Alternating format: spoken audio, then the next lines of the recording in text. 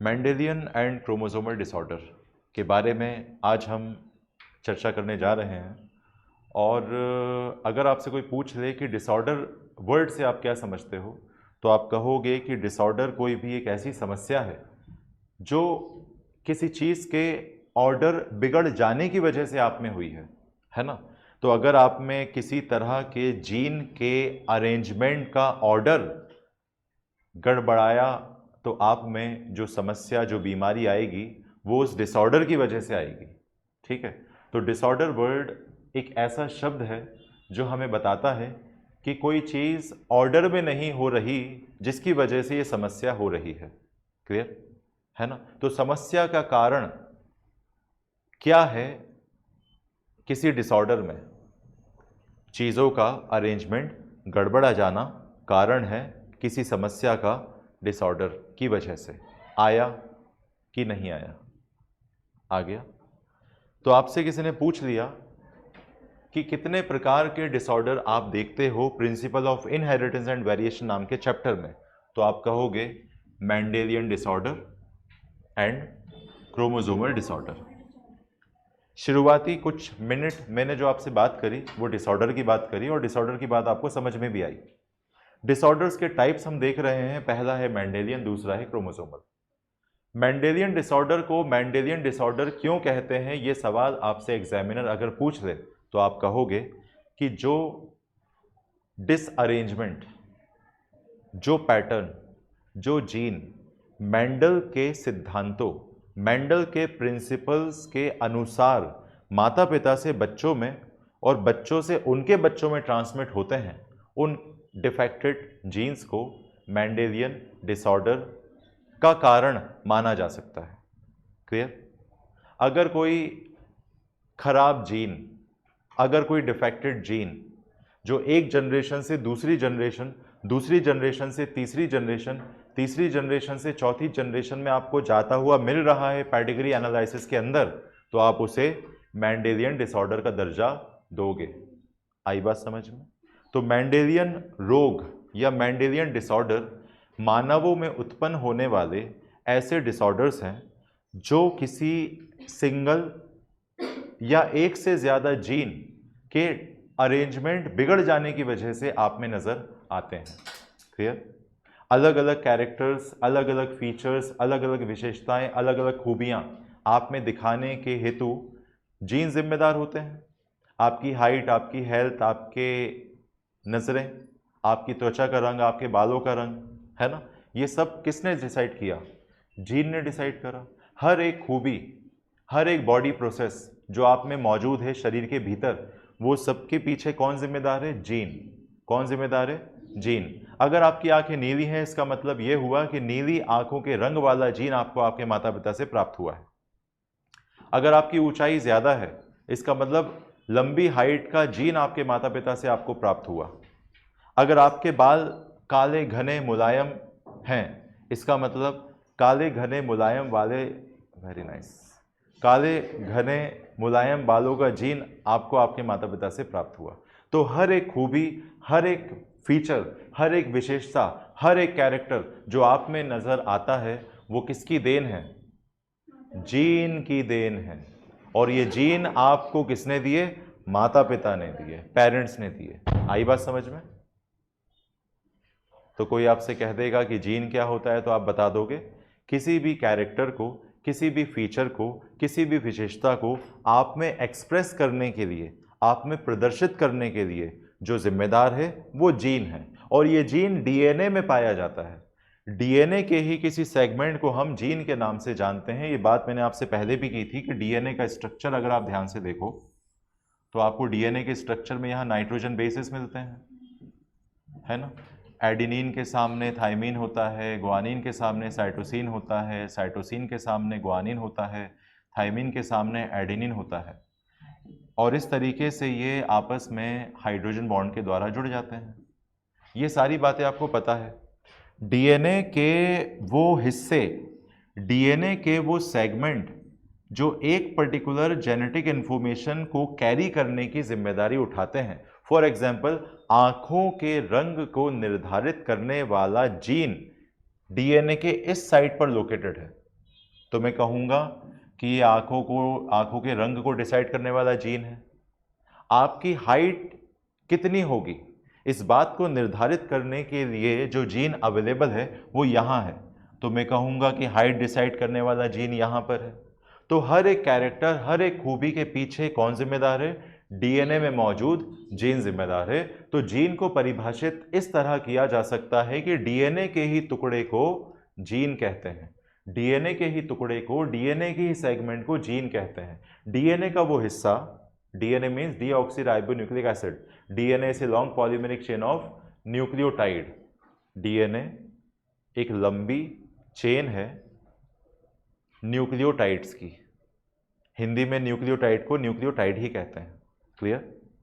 Nitrogen base को sugar से मिला देते हैं तो नाइट्रोजन न्यूक्लियोसाइड बनता है, न्यूक्लियोसाइड को फॉस्फेट से मिला देते हैं तो न्यूक्लियोटाइड बनता है। और जब हम ढेर सारे न्यूक्लियोटाइड को आपस में जोड़ देते हैं तो एक चेन हमको मिलती है जिसको हम क्या बोलते हैं? डीएनए कहते हैं। ठीक है, ठीक है। तो कोई पूछे डीएनए क्या है तो आप कहना DNA is a long polymeric chain of nucleotides. DNA एक लंबी चेन है न्यूक्लियोटाइड्स की। कौन से टाइड की? न्यूक्लियोटाइड की। तो हर टाइड का मतलब चमक गए सफेदी के शौकीन नहीं होता। ठीक है, समझ गए? तो कुछ टाइड, तो आपसे कोई पूछे, आपके लिए एक पहेली बन गई, बताओ एक ऐसे टाइड का नाम जिससे कपड़े नहीं धुलते। न्यूक्लियोटाइड। ठीक है, तो न्यूक्लियोटाइड किसके बना हुआ है? नाइट्रोजन बेस का, शुगर का, फॉस्फेट का। क्लियर? न्यूक्लियोटाइड को न्यूक्लियोटाइड से मिला दिया और एक लंबी चेन बना दी, क्या मिल गया? डीएनए। डीएनए आपके सामने पेश किया गया। डीएनए के ही अंदर हमें सेगमेंट नजर आते हैं, उन सेगमेंट्स के द्वारा एक पर्टिकुलर जेनेटिक इंफॉर्मेशन को कोड किया जाता है जिसको आप जीन कहते हो, है ना? अगर इस जीन में गड़बड़ हो जाए, अगर ये जीन यहां से निकल जाए या इसके स्थान पर कोई दूसरा जीन आ जाए तो दिक्कतें पैदा होंगी या नहीं होंगी? म्यूटेशन होगा या नहीं होगा? अगर एक स्पेसिफिक जीन निकल गया या एक नाइट्रोजन बेस निकल गया और उसकी जगह दूसरा नाइट्रोजन बेस आ गया तो ये पॉइंट म्यूटेशन है या नहीं है? है। पूरा का पूरा एक बेस पेयर निकल गया और उसकी जगह दूसरा बेस पेयर आ गया, ये भी कहीं ना कहीं म्यूटेशन ही है। तो म्यूटेशन कोई भी ऐसा परिवर्तन है बच्चों में जिसके पीछे डिफेक्टेड जीन जिम्मेदार हैं, माता पिता से आए हुए। ठीक है, कोई भी ऐसा कैरेक्टर आप में विकसित होना जो माता पिता में नहीं था, कोई भी ऐसा लक्षण आप में प्रदर्शित होना जो माता पिता में नहीं था, ये म्यूटेशन है, ये उत्परिवर्तन है। म्यूटेशन को हिंदी में उत्परिवर्तन कहते हैं। ठीक है, इसके अलावा किसी भी तरीके का अल्ट्रेशन या परिवर्तन या उत्परिवर्तन एक सिंगल जीन में मेंडेलियन डिसऑर्डर का कारण बनता है। तो आपसे किसी ने पूछा मेंडेलियन डिसऑर्डर का कारण म्यूटेशन हो सकता है? हाँ, हो सकता है। सिंगल जीन में अल्ट्रेशन हो सकता है? हाँ, हो सकता है। किसी भी तरीके से जीन अगर अपनी जगह से डिसलोकेट हो जाए, जीन अगर अपनी जगह से कहीं चला जाए और उसकी जगह दूसरा जीन आ जाए या आए भी नहीं, तो क्या ये मेंडेलियन डिसऑर्डर का कारण बनेगा? बिल्कुल बनेगा। समझ गए? तो जीन के साथ, डीएनए में मौजूद जीन के साथ किसी भी छेड़छाड़ की वजह से जो समस्या उत्पन्न होंगी आप में, वो मेंडेलियन डिसऑर्डर का नाम लेंगी। आया? Very good. बॉडी चेंज हो जाएंगी, बॉडी में चेंज आ जाएंगे। अगला पॉइंट कहता है कि transmitted to the offspring through Mendelian principles, है ना? मेंडल नामक वैज्ञानिक ने, मेंडल जिनको फादर ऑफ जेनेटिक्स कहते हैं, मेंडल जिनको पितामह कहा जाता है अनुवांशिकी का, अनुवांशिकी, ठीक है, अनुवांशिकी या जेनेटिक्स के फादर मेंडल को कहते हैं। और इनके हिसाब से इन्होंने बताया था कि डोमिनेंट ट्रेट होते हैं, रिसेसिव ट्रेट होते हैं, डोमिनेंट ट्रेट होते हैं, रिसेसिव ट्रेट होते हैं जो एक जनरेशन से दूसरी जनरेशन में जाते हैं, है ना? हम इस बात का अनुमान लगा सकते हैं कि माँ और पिता में से अगर माता अफेक्टेड है तो किस में उस बीमारी के ट्रांसमिट होने के या जाने के चांसेस ज़्यादा होंगे, लड़के में ज़्यादा होंगे या लड़की में ज़्यादा होंगे। इस बात का अनुमान भी हम मेंडल के दिए गए सिद्धांतों से पता कर सकते हैं, है ना? क्योंकि मेंडल ने हमें क्रॉसिंग करना सिखाया, मेंडल ने हमें रेशियो बनाना सिखाया, मेंडल को मैथमेटिक्स भी आती थी, ठीक है, बायो के साथ साथ। अपन को बायो के साथ साथ बायो भी नहीं आती, ठीक है। तो मेंडल जो है मेंडल थे और अपन अपन है। ठीक है, तो आपसे किसी ने पूछा कि बताओ मेंडेलियन डिसऑर्डर या क्रोमोसोमल डिसऑर्डर वो कौन सा डिसऑर्डर है जिसमें माता पिता से बच्चों में डिफेक्टेड जीन ट्रांसमिट होता है, माता पिता से बच्चों में कोई असर आता है। तो उसका जवाब है मेंडेलियन डिसऑर्डर में, क्योंकि मेंडेलियन डिसऑर्डर में डिफेक्टेड जीन जिम्मेदार है। उस डिफेक्टेड जीन की वजह से बच्चे के अंदर कोई ऐसा कैरेक्टर डेवलप होगा जो माता पिता में नहीं था, और कोई ऐसा कैरेक्टर भी डेवलप हो सकता है या नहीं हो सकता जो माता पिता में था या नहीं था। कहने का मतलब ये हुआ कि माता पिता में अगर कोई ऐसा कैरेक्टर था जो बच्चे में आना चाहिए था और नहीं आया, ये म्यूटेशन है। ठीक है, और बच्चे में एक ऐसा कैरेक्टर आ गया जो माता पिता में नहीं था, ये भी म्यूटेशन है। तो म्यूटेशन की वजह से जितनी भी समस्या क्रिएट होती है उसे आप मेंडेलियन डिसऑर्डर कहते हो। M for Mendelian, M for mutation. तो म्यूटेशन की वजह से मेंडेलियन डिसऑर्डर की बातें आप करने लगते हो। आया? ठीक। माता पिता से बच्चों में अगर कोई डिफेक्टेड जीन ट्रांसमिट हो रहा हो, माता पिता से ऑफस्प्रिंग में, पेरेंट से ऑफस्प्रिंग में अगर कोई जेनेटिक डिफेक्ट आ रहा है तो आप उसे मेंडेलियन डिसऑर्डर का नाम दे सकते हो। ठीक है, इसके अलावा कौन कौन सी बीमारियां हैं जो डिफेक्टेड जीन की वजह से होती हैं, है ना? डिफेक्टेड या फिर प्रभावित जीन की वजह से जो समस्या आप में आती हैं, उन समस्याओं को आप मेंडेलियन डिसऑर्डर कहते हो। तो चलो गिना दो मुझे उन बीमारियों के नाम जो मेंडेलियन डिसऑर्डर के रूप में आपको याद रखनी है। पहली है कलर ब्लाइंडनेस। कलर ब्लाइंडनेस में माता पिता से बच्चों में एक डिफेक्टेड जीन आता है और उस जीन के आने की वजह से बच्चा वो प्रोटीन नहीं बना पाता जो उसे रेड और ग्रीन कलर को डिफ्रेंशिएट करने के लिए आवश्यक है ना? कलर ब्लाइंडनेस नेत्रहीनता है रंगों की, जिसमें प्रभावित व्यक्ति लाल और हरे रंग के बीच अंतर स्थापित करने में असक्षम होता है। क्या ये वाक्य आपको समझ में आ गया, हिंदी माध्यम के छात्राओं? ठीक है, तो आपसे किसी ने पूछ लिया कि बताओ कलर ब्लाइंडनेस में अगर डिफेक्टेड जीन माता पिता से बच्चों में आया है तो बच्चा किस तरह के रंग को नहीं पहचान पाएगा, रेड और ग्रीन कलर के बीच डिफ्रेंशिएट नहीं कर पाएगा अगर कलर ब्लाइंडनेस है तो। इसी कलर ब्लाइंडनेस को डिटेक्ट करने के लिए एक इशियारा चार्ट का इस्तेमाल किया जाएगा जब आप एमबीबीएस में एडमिशन लेने के लिए जाओगे। आपका एक मेडिकल चेकअप होगा जिसमें ओवरऑल आपके जितने भी मेडिकल इन्वेस्टिगेशन होते हैं वो सारे कराए जाएंगे, है ना, ये जानने के लिए कि आप मेडिकली फिट हो या नहीं। ठीक है, उसी में एक आँखों की जांच भी होगी ये देखने के लिए कि आपको कलर ब्लाइंडनेस तो नहीं है। पता चला आप सर्जरी पर पेशेंट को लिटाकर बैठ गए और आप हर कुछ काट रहे हो, लाल रंग की आर्टरी आपको दिखाई नहीं दे रही, आप आर्टरी काटना थी, आपने उसका पेट उड़ा दिया पूरा। ठीक है, पेट ही गायब कर दिया, किडनी उड़ा दी, किडनी फाड़ दी उसकी।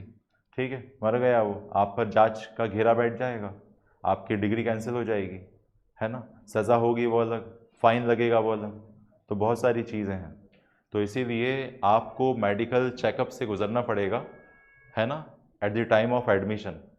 जो एक सिंपल सा प्रोसीजर होता है, एक दिन के अंदर सारी प्रोसीजर्स हो जाते हैं, 1 से 2 घंटे लगते हैं, है ना। ये सारी सरकारी अस्पताल वाले डॉक्टर्स ही करते हैं, प्राइवेट डॉक्टर्स का नहीं लगता, है ना। इसमें सरकारी मेडिकल कॉलेज जो होता है, गवर्नमेंट मेडिकल कॉलेज जो होता है, उसके सील सिग्नेचर होते हैं डॉक्टर्स के, एचओडी के।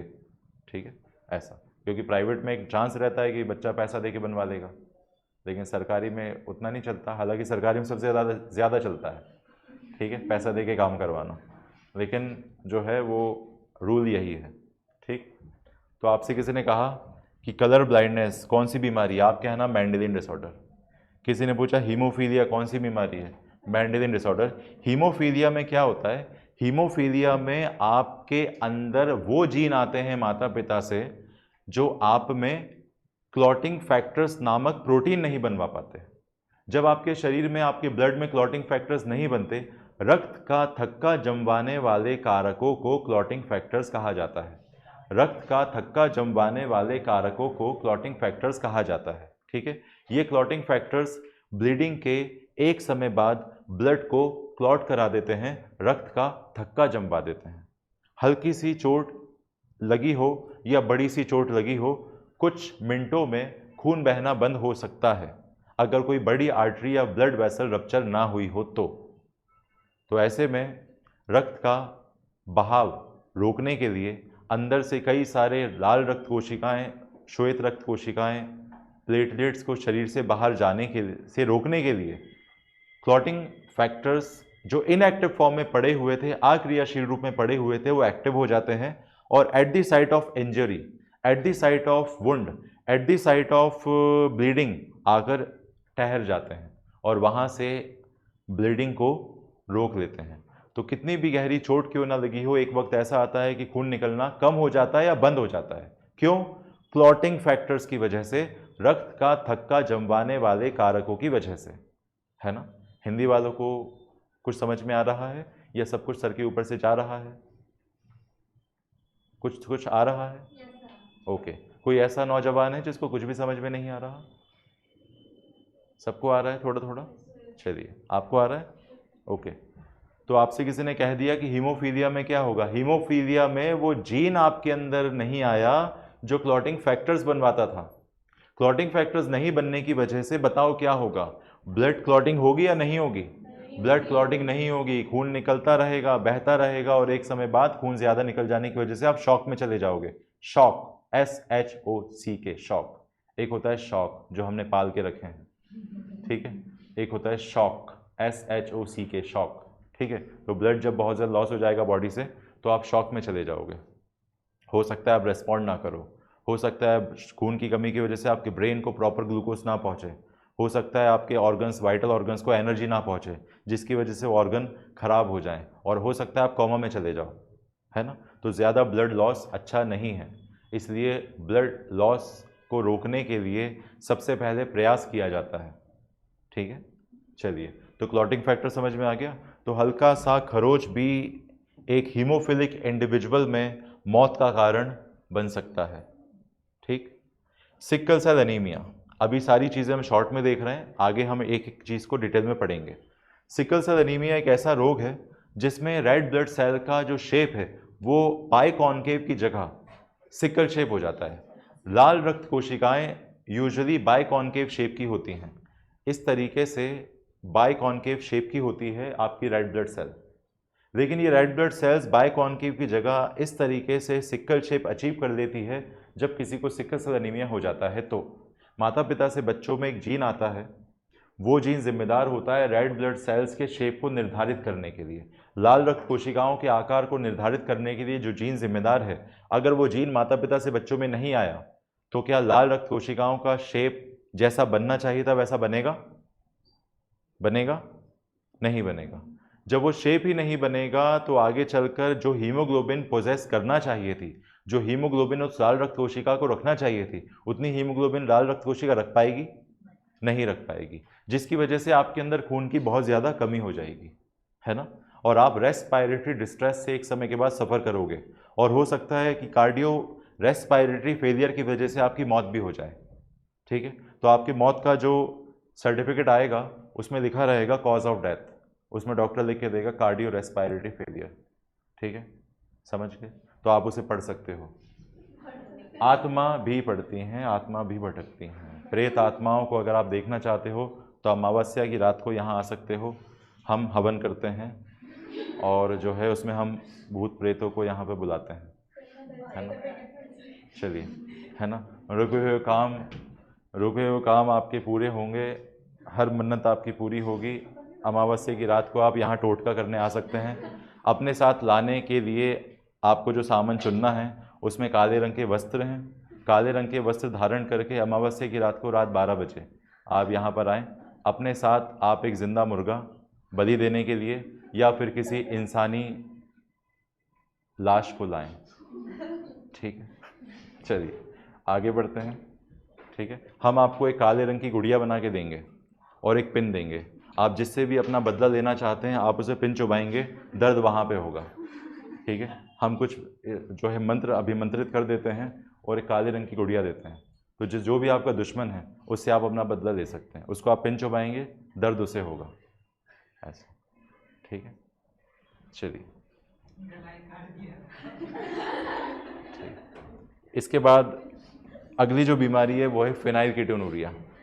फिनाइलकीटोनुरिया एक ऐसा रोग है जिसमें आपके शरीर में एक ऐसा जीन नहीं आ पाता जो फिनाइल एलानिन नाम के अमाइनो अम्ल, अमाइनो एसिड को टायरोसिन में चेंज करता है। फिनाइल एलानिन नाम का अमाइनो एसिड टायरोसिन में चेंज होता है सामान्यतः, लेकिन अगर फिनाइल एलानिन को टायरोसिन में बदलने वाला जीन आप में नहीं आ पाए माता पिता से, तो phenyl alanine phenyl pyruvic acid में चेंज होने लगता है और आपके ब्रेन में स्टोर होने लगता है, आपकी किडनी में स्टोर होने लगता है, आपके वाइटल ऑर्गन में स्टोर होने लगता है और समस्या का कारण बनता है। ठीक है, तो बताओ ये सारी बीमारियां माता पिता से बच्चों में जाती हैं या नहीं जाती हैं? इन सभी के पीछे कोई ना कोई जीन जिम्मेदार होता है या नहीं होता है? तो हम कह सकते हैं कि ये रोग एक पीढ़ी से दूसरी पीढ़ी में ट्रांसमिट होते हैं। ये रोग मेंडल के सिद्धांतों को फॉलो करते हुए एक पीढ़ी से दूसरी पीढ़ी में जाते हैं। इसीलिए इन सभी रोगों को, इन सभी डिसऑर्डर्स को हम मेंडेलियन डिसऑर्डर का दर्जा देते हैं। आया या नहीं आया? मेंडेलियन रोग को हिंदी में मेंडेलियन रोग ही बोलते हैं।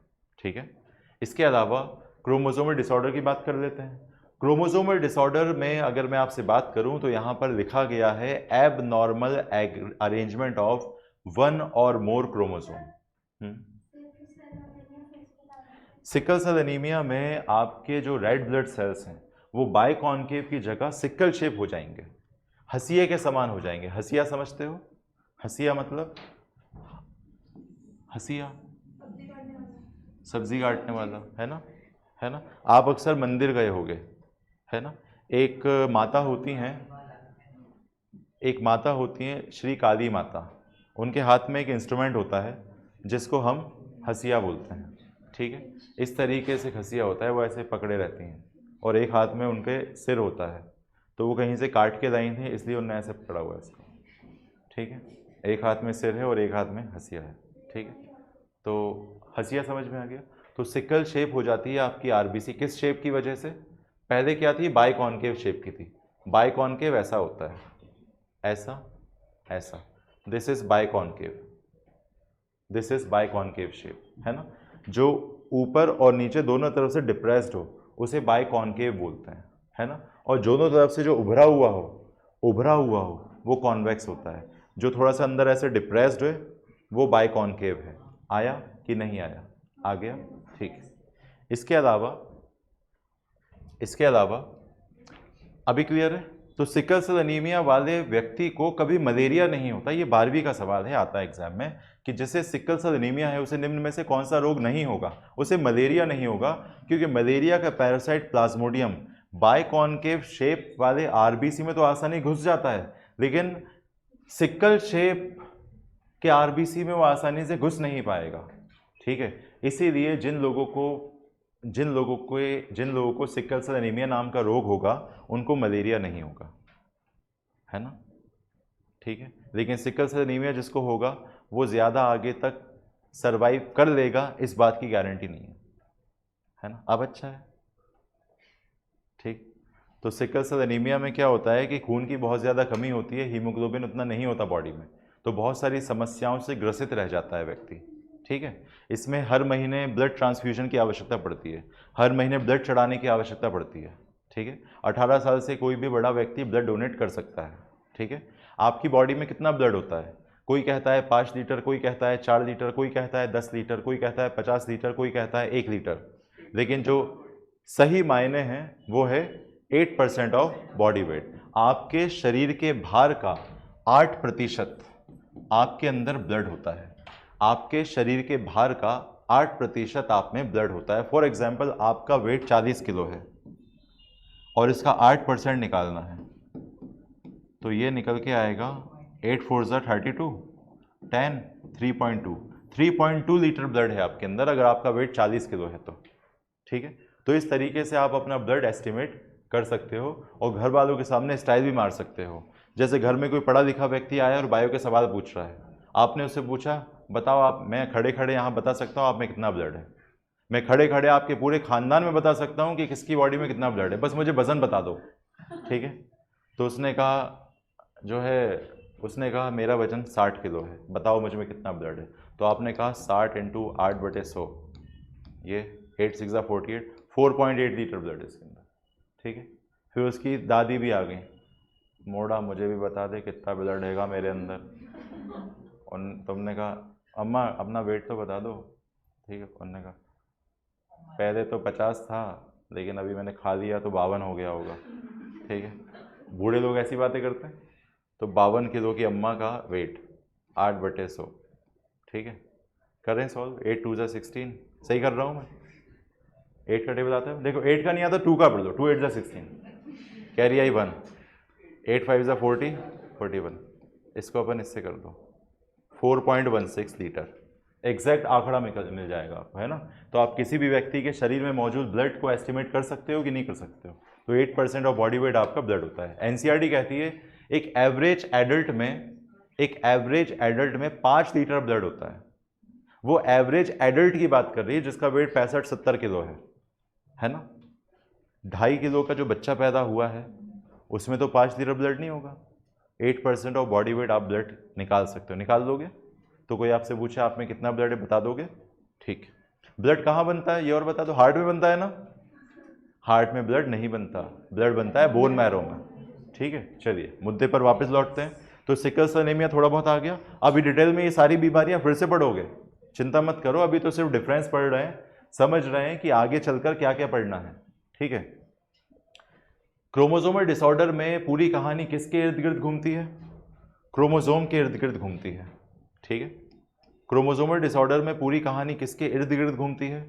क्रोमोसोम के इर्द गिर्द घूमती है। क्रोमोसोम आप बहुत अच्छे से जानते हैं, किसी भी सेल में इस तरीके से जो थ्रेड लाइक स्ट्रक्चर होते हैं, जो कलर्ड पार्ट होते हैं, उसे क्रोमोसोम बोलते हैं, गुणसूत्र बोलते हैं। ठीक है, गुणसूत्र क्या होते हैं? किसी भी कोशिका के भीतर जो केंद्रक है, न्यूक्लियस है, उस न्यूक्लियस या केंद्रक के भीतर पाए जाने वाले रंग बिरंगे धागे नुमा संरचना गुणसूत्र कहलाती हैं। तो आपसे कोई कह दे गुणसूत्र क्या है, तो आप कह दोगे गुण तो हम में बहुत हैं, सूत्र तुम अपना देख लो, गुणसूत्र, है ना। तो क्या होता है गुणसूत्र? गुणसूत्र या क्रोमोसोम कोई भी ऐसा कलर्ड पार्ट है जो सेल के न्यूक्लियस के अंदर आपको देखने मिल जाएगा। ठीक है, और ये क्रोमोसोम का एक सेट आपको पिताजी ने दिया है, क्रोमोसोम का एक सेट आपको आपकी मम्मी ने दिया है। 23 क्रोमोसोम का एक सेट, एक समूह आपके पिताजी ने आपको प्रदान किया, और 23 क्रोमोसोम का एक सेट, एक समूह आपको आपकी मदर ने प्राप्त करवाया। ठीक है, तो 23 पिताजी से, 23 मम्मी जी से, कितने हो गए? 46 क्रोमोसोम, 46 क्रोमोसोम, जिसमें से 44 होते हैं ऑटोसोम और 2 होते हैं सेक्स क्रोमोसोम। वो 2 सेक्स क्रोमोसोम महिलाओं में XX होते हैं और वो 2 सेक्स क्रोमोसोम पुरुषों में XY होते हैं। ठीक है, 44 ऑटोसोम महिलाओं में, 44 ऑटोसोम पुरुषों में। ठीक है, 2 सेक्स क्रोमोसोम पुरुषों में XY, 2 सेक्स क्रोमोसोम महिलाओं में XX। ठीक है ना। ये तो कोई नहीं कहेगा सर मैं तो अभी लड़की हूँ, स्वीट 16। ठीक है, लड़की भी आगे चलकर महिला बनेगी, तो महिला हो या लड़की हो या स्वीट 16 हो, कुछ भी हो, अगर वो लड़की है तो उसके पास कितने क्रोमोसोम है? नॉर्मली 46 क्रोमोसोम है और 2 एक्स क्रोमोसोम, मतलब 46 के अंदर 44 ऑटोसोम और 2 सेक्स क्रोमोसोम XX। ठीक है, अच्छा, अगर किसी तरह का कोई क्रोमोसोमल डिफेक्ट आपके अंदर आ जाए, क्रोमोसोम की संख्या आप में बढ़ जाए या घट जाए, उस वजह से जो समस्या आप में उत्पन्न होगी वो कहलाएगी क्रोमोसोमल डिसऑर्डर। तो टोटल कितने क्रोमोसोम है सामान्यतः आप में? 46 क्रोमोसोम, 46 क्रोमोसोम, 46 गुणसूत्र आप में है। अगर ये गुणसूत्र 46 से 45 हो जाए तो क्रोमोसोमल डिसऑर्डर है। अगर ये गुणसूत्र का नंबर 46 से 47 हो जाए तो ये क्रोमोसोमल डिसऑर्डर है। आया? नए लोगों को समझ में आ रहा है? कुछ भी नहीं आ रहा? सब 12वीं के है ना? ओके, ठीक है, ये समझ में आ गया। तो कोई कहेगा कि क्रोमोसोमल डिसऑर्डर क्या होते हैं, तो थोड़ा बहुत बता दोगे? इतना तो बता दोगे ना कि आप में कितने क्रोमोसोम है? 46। क्रोमोसोम का नंबर बढ़ गया या घट गया आप में 46 की जगह 47 क्रोमोसोम आ गए, तो बताओ ये मेंडेलियन डिसऑर्डर है कि क्रोमोसोमल डिसऑर्डर है? आप में 46 की जगह 45 क्रोमोसोम आ गए, मेंडेलियन है कि क्रोमोसोमल है? क्रोमोसोमल है। ओके गुड, चलो अब जरा ये समझ लो, ऐसा क्या हो जाता है जिसकी वजह से क्रोमोसोम का नंबर गड़बड़ा जाता है। इस गड़बड़ी को समझने के लिए जिस कॉन्सेप्ट को हम पढ़ते हैं उसे कहते हैं एन्यूप्लॉइडी। एन्यूप्लॉइडी, ठीक है, न्यूप्लॉइडी बोल सकते हैं, एन्यूप्लॉइडी बोल सकते हैं, ठीक है।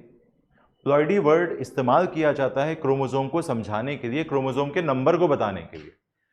प्लॉइडी वर्ड का प्रयोग, प्लॉइडी शब्द का प्रयोग हम गुणसूत्र की संख्या बताने के लिए करते हैं, जैसे हैप्लॉइडी, डिप्लॉइडी, पॉलीप्लॉइडी, ठीक है। हैप्लॉइडी, डिप्लॉइडी, पॉलीप्लॉइडी, है ना। इसके लिए हिंदी मीनिंग होता है, क्या होता है, एक गुण बहुगुणित, ऐसा कुछ होता है, एक गुणित द्विगुणित बहुगणित, समझ में आ गया, बहुगणित, ठीक है। तो बहुगणित कोई पूछेगा तो क्या बोलोगे, पॉलीप्लॉइड, ठीक है। अभी आप समझोगे ना, सब समझ में आएगा आपको। देखो, जैसे गुणसूत्र का एक कंप्लीट सेट है मेरे पास, क्रोमोसोम का एक सेट है, तो वह हैप्लॉइड सेट है। जैसे आपके पिताजी ने आपको 23 क्रोमोसोम का एक सेट दिया, तो पापा ने आपको हैप्लॉइड सेट ऑफ क्रोमोसोम दिया है, ऐसा आप कह सकते हो, ठीक है। क्या कह सकते हो, पिताजी ने आपको क्या दिया है, एक हैप्लॉइड सेट दिया है क्रोमोसोम का। और मम्मी ने आपको क्या दिया है, मम्मी ने भी एक हैप्लॉइड सेट दिया है 23 क्रोमोसोम का। तो मैंने आपसे पूछा था कि 23 क्रोमोसोम, 23 जैसे 23 प्लेट का एक सेट था, ठीक है, और 23 ग्लास का एक सेट था, उसी तरह 23 क्रोमोसोम का एक सेट है जो पापा ने दिया, 23 क्रोमोसोम का एक सेट है जो मम्मी ने दिया। तो आपके पास कुल कितने सेट हो गए, 2 सेट हो गए। इन्हीं 2 सेट को बोलते हैं डिप्लॉइडी। क्या बोलते हैं, डिप्लॉइडी। और एक सेट को बोलते हैं हैप्लॉइडी। कौन सी प्लॉइडी, हैप्लॉइडी, समझ गए। तो haploid plus haploid together form diploid organism, ठीक है। अब एक बात बताओ, डिप्लॉइड का मतलब होता है 2n, हैप्लॉइड का मतलब होता है n। अगर कहीं सिर्फ n लिखा है इसका मतलब हैप्लॉइड, कहीं 2n लिखा है मतलब डिप्लॉइड, तो कहीं 3n लिखा है ट्रिप्लॉइड, कहीं 4n लिखा है टेट्राप्लॉइड, 5 लिखा है पेंटाप्लॉइड, हेक्साप्लॉइड, सेप्टाप्लॉइड, ऑक्टाप्लॉइड, है ना, समझ गए।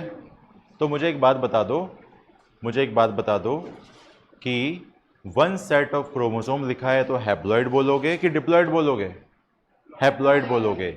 n से रिप्रेजेंट करोगे या 2n से, n से। तो n मतलब नेस्ट हर जगह नहीं होता, n का मतलब हैप्लॉइड भी होता है और 2n का मतलब डिप्लॉइड भी होता है। आ गया। अगर मैं एक डिप्लॉइड सेट में से एक क्रोमोसोम निकाल दूं तो क्या आ जाएगा, मोनोसोमी। क्या आ जाएगा, मोनोसोमी।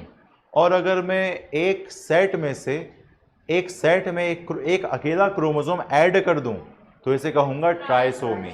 फॉर एग्जाम्पल पहले नंबर के क्रोमोसोम की एक कॉपी पापा ने दी, एक कॉपी मम्मी ने दी। दूसरे नंबर के क्रोमोसोम की एक कॉपी पापा ने दी, एक कॉपी मम्मी ने दी। तीसरे नंबर के क्रोमोसोम की एक कॉपी पापा से मिली, एक कॉपी मम्मी से मिली। चौथे नंबर के क्रोमोसोम की एक कॉपी पापा से मिली, एक कॉपी मम्मी से मिली। इस तरह से 23 क्रोमोसोम की कॉपियां पापा और मम्मी दोनों से आपको प्राप्त हुई हैं। एक क्रोमोसोम की 2 कॉपी, एक पापा से एक मम्मी से। इतना समझ में आया कि नहीं आया, आ गया। और इन्हीं कॉपियों की दम पर हम अपने आप को डिप्लॉइड का दर्जा दे देते हैं। आ गया। अब एक बात बता दो कि आपके पास एक डिप्लॉइड सेट है, एक सेट आपको पापा ने दिया, एक सेट आपको मम्मी ने दिया। लेकिन हुआ क्या, हुआ कुछ ऐसा कि किसी एक क्रोमोसोम की 2 कॉपी आप में आ गई। एक पेरेंट से एक कॉपी आ गई, दूसरे पेरेंट से 2 कॉपियां आ गई। तो आपके अंदर कुल कितनी कॉपियां हो गई, 3 कॉपियां हो गई ऑफ द सेम क्रोमोसोम। एक ही गुणसूत्र की जब 3 कॉपियां आपके अंदर आ जाएंगी तो आप अपने आप को क्या बोलोगे, ट्राइसोमी। आ गया ट्राइसोमी का मतलब। अगर कोई पूछेगा ट्राइसोमी क्या होता है तो आप कोई जवाब तो नहीं दोगे? क्या जवाब दोगे? एक ही क्रोमोसोम की 2 कॉपी एक ही पेरेंट से आ जाना at the time of fertilization, और दूसरे पेरेंट से एक कॉपी आना, एक किसी पेरेंट से 2 कॉपी आना, इसे कहते हैं ट्राइसोमी। तो सेम क्रोमोसोम की 3 कॉपी अगर एक ही ऑर्गेनिज्म में हो जाए तो उस कंडीशन क्या बोलेंगे? ट्राइसोमी। ठीक है। When there is a occurrence of 3 copy of a particular chromosome in the same individual, this condition will be called as trisomy। आ गया? अगर एक पर्टिकुलर क्रोमोसोम की एक कॉपी एडिशनली जुड़ गई तो ट्राइसोमी, एक कॉपी कम हो गई तो मोनोसोमी। ठीक है, कुछ नहीं आ रहा? बाकी लोगों को आ रहा है? तीनों को कुछ नहीं आ रहा? लास्ट में आपको भी नहीं आ रहा? और कितनी हिंदी बोलूं मैं अंग्रेज थोड़ी ना हूं, मैं तो खुद भारतवासी हूं और मुझे हिंदी पर गर्व है। लेकिन ये जो टर्म्स है ना, मैं गुणसूत्र में बोल रहा हूं, गुणसूत्र होता है ना? कोई बात नहीं, देखो धीरे धीरे सब आने लगेगा, है ना? सब्र रखना होगा हमको। ये तो नंबर की कहानी चल रही है पूरी। ठीक है। सेट मतलब ग्रुप, समूह। मैंने हिंदी में ये बोला कि नहीं बोला? बोला। तो ये जो 1-2 क्रोमोसोम का सेट है, इसमें से अगर एक कम हो गया तो इसको बोल दिया मोनोसोमी। एक बढ़ गया तो ट्राइसोमी, 2 बढ़ गए टेट्रासोमी, 2 घट गए नल्लीसोमी। समझ गए? तो किसी ने बोला नल्ली सोमी क्या होता है, तो आप कहो नल्ले की बहन नल्ली और उसकी जो सोमी है वो सोमी, नल्ली सोमी। ठीक है। तो नल्ली सोमी का मतलब होता है एक डिप्लॉइड सेट ऑफ क्रोमोसोम में से गुणसूत्र के 2 जोड़ों से 2 क्रोमोसोम का निकल जाना नल्ली सोमी है। आया थोड़ा बहुत? ठीक है। 2 क्रोमोसोम के जोड़े में एक समूह क्रोमोसोम का गुणसूत्र का पापा ने दिया, एक समूह गुणसूत्र का मम्मी ने दिया, और उसमें से एक क्रोमोसोम अकेला चला गया निकल के, तो क्या हो गया ये? तो बताओ मोनोसोमी में आपके अंदर कितने क्रोमोसोम हो जाएंगे? 47 या 46 या 45? 45 क्रोमोसोम। इसमें एक जुड़ गया 47 क्रोमोसोम, इसमें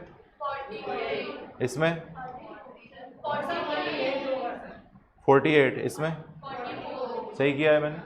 समझ में आ गया इतना? ठीक है। They are not transmitted in most of the cases affected individual is sterile.